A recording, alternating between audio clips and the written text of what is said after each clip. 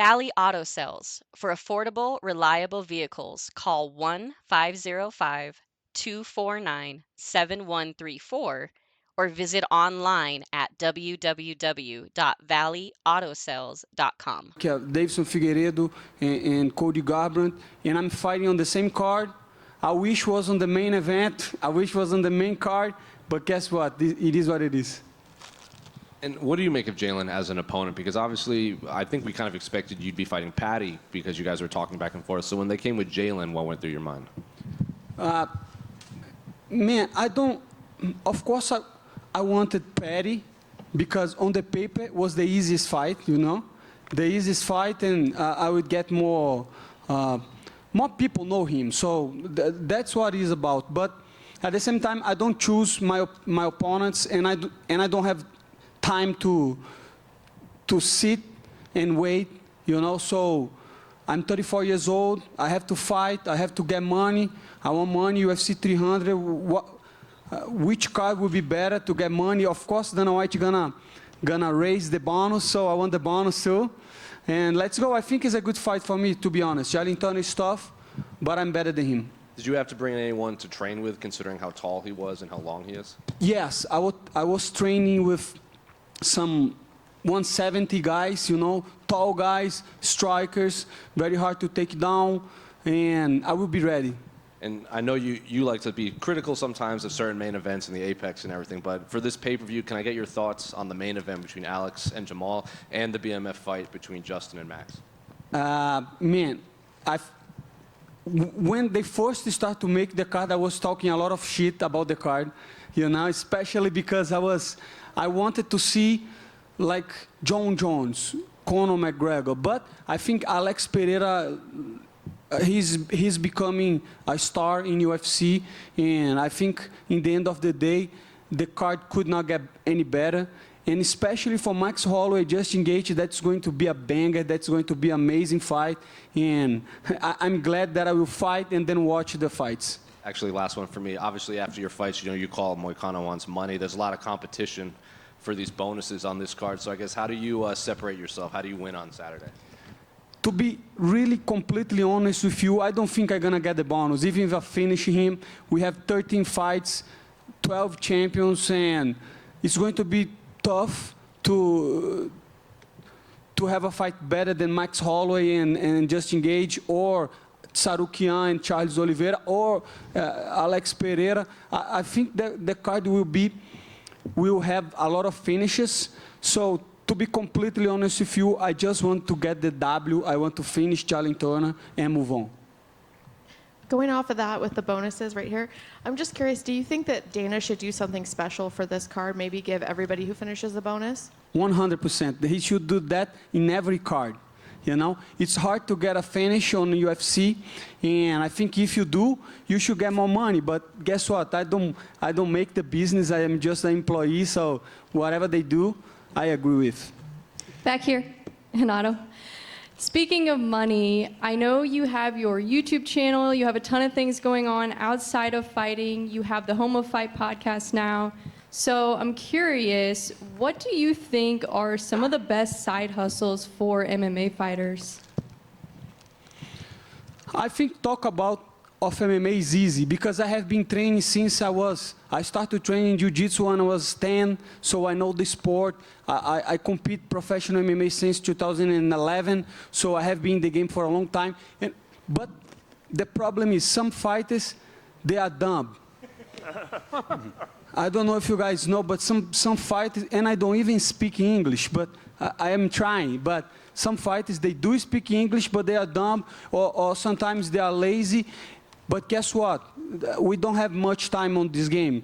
15 years, and I'm glad that you say huge shout out to my channel, Money Moicano channel, and huge shout out to the podcast, Show Me the Money. Me, Gilbert Burns, and Maddie, we're doing a great work, so if you guys want to check it out, great podcast. But to answer you, depends on what you like to do.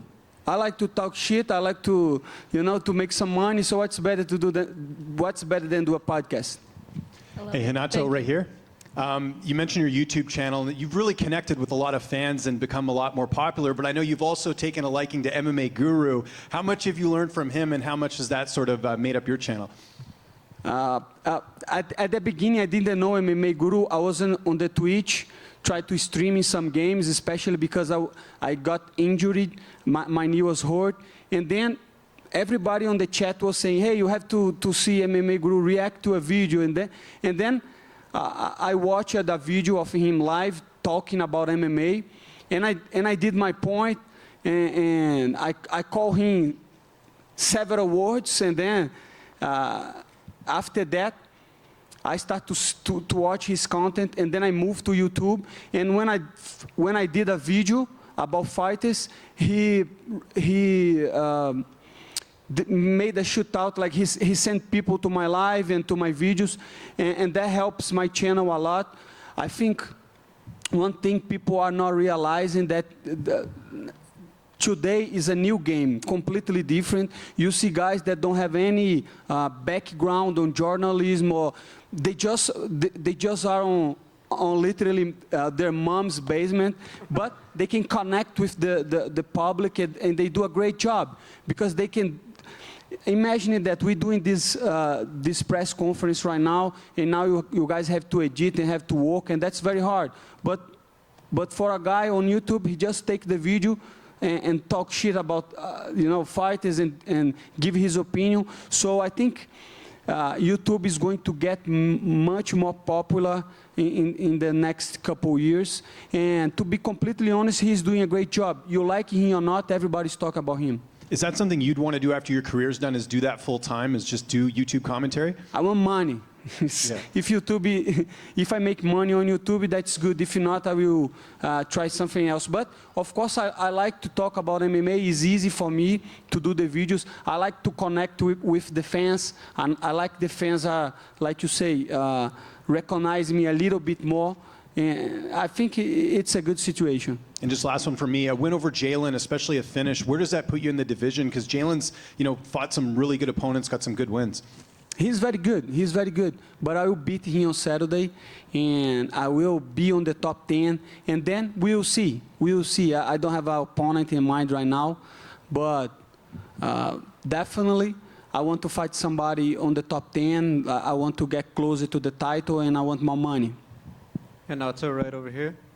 Renato, big press conference tomorrow. A lot of fans love listening to you talk. Do you have anything special planned when you get on the mic tomorrow?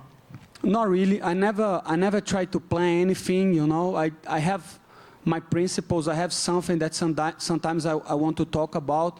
And what I want to talk about, maybe tomorrow, maybe on the fight day, is you have to get ownership of your life. Because back in the day, I used to blame other people for my faults. I used to give excuses for everything. Nowadays, this has changed my life, to be accountable of my actions. If I do something go wrong, that's my problem. If I do something go right, that's my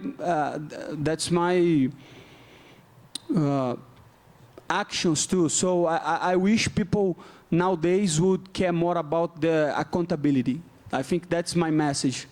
And then one more question to talk about what Bree brought up. You have your podcast, Show Me the Money, with Matt and Gilbert. Can you talk a little bit about what you guys do talk about? We talk about money and MMA, and we bring some fighters to do the podcast. We did with Jamal Hill, and it's a very good show. And if you are a degenerate that loves gambling, Matty is a gambler, and he's doing a good job. On the other day, he hit a 46,000 parlay with $1,000, so motherfucker is making money. And if you like to your opinions about that, watch the show. It's a very good show, and like the first video, we got almost 30K views on the first video, and I think this podcast will be one of the biggest podcasts in MMA. We still need a lot of content in MMA, not generic stuff, like good stuff, good productions, and we're doing that on Show Me the Money, and Home of Fighting is doing a great job too, so it's a win-win situation for fighters. Thank you.